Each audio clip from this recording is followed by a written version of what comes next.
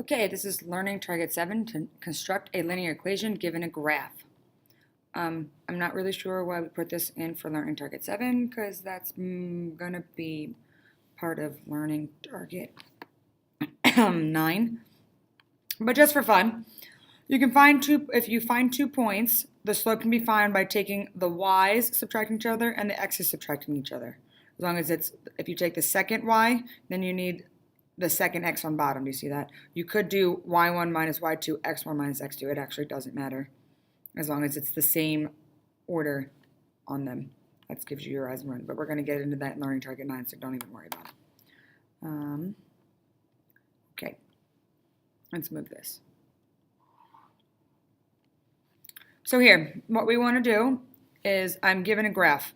The first thing I want to do is I want to find where my exact points are. I don't want to estimate. I want to give exact points. Usually the easiest one is going to be on your y-intercept. So here, my y-intercept is at 4. Okay, so when I look at this, I think the next nice point would be here. That's where it crosses perfectly to me.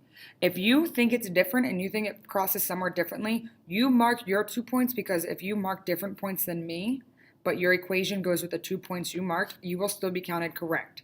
Okay?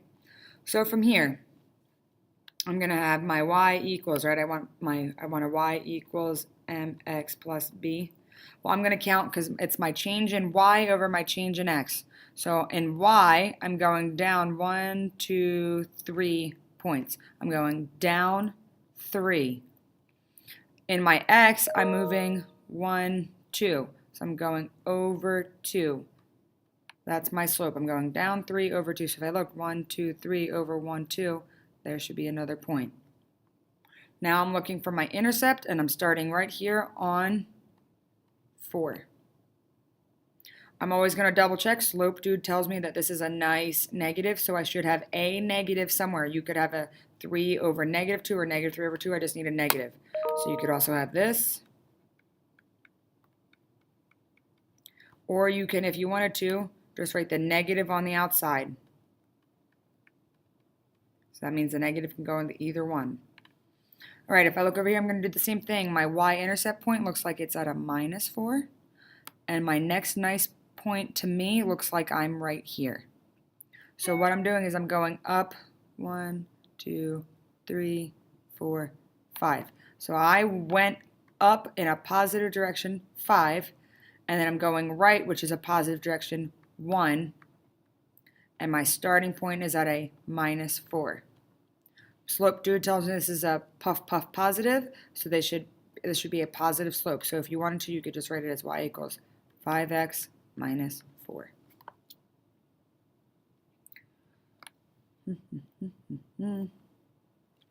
Okay, so here my starting point to me looks like I'm at 0. And then my next point to me looks like I am, I would have said right there. So if you say right there, draw your point, but now I think I'm actually here. That looks like it's a little below, but if that's what you thought it was, put a point there. And ready? I'm going to do that in red. If you thought it was right here, put your point there, and your equation should say y equals 2 over 3x plus 0. But if I'm going by my black point, I'm going up 1, 2, 3. I'm going up 3, and I'm going over 1, 2, 3, 4, 5. I'm still starting on 0. So depending on where you put your points is what you're going to get. So on a test, always mark what your points are so that way I know what you're basing this off of. Alrighty, so we can write both of these as just, for the black one, it would just be 3 over 5x, right? We don't need to add that 0. Same with here, you don't need to have that 0. Over here, here's my starting point, and it looks like my next point would be maybe right here. So here, I'm still counting by ones, I'm just not doing it, right? This is -1, -2, -3, -4, -5. So it looks like I'm going up 1. I'm going up 1, and I'm going backwards 1, 2, 3, 4. I'm going backwards 4. And I'm starting at a -5. So again, you can have a -1 over 4x minus 5, or y equals negative on the outside. No, my x, otherwise I lose points. I just want to add in something, just like a random thing. So I'm just going to just say this is a graph. It's bad lines. I'm just doing it for an example.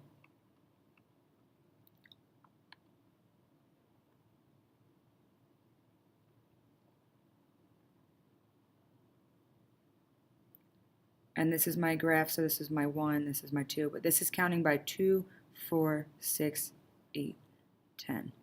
And this is what we're counting by now. A lot of you on your pre-test got this wrong. So if you look, it looks like I'm going up 2 and over 1, but I'm actually going up 2, 4. I'm actually going up 4 and over 1 because this graphing scale is different. So always make sure you take account into your graphing scales. Always count.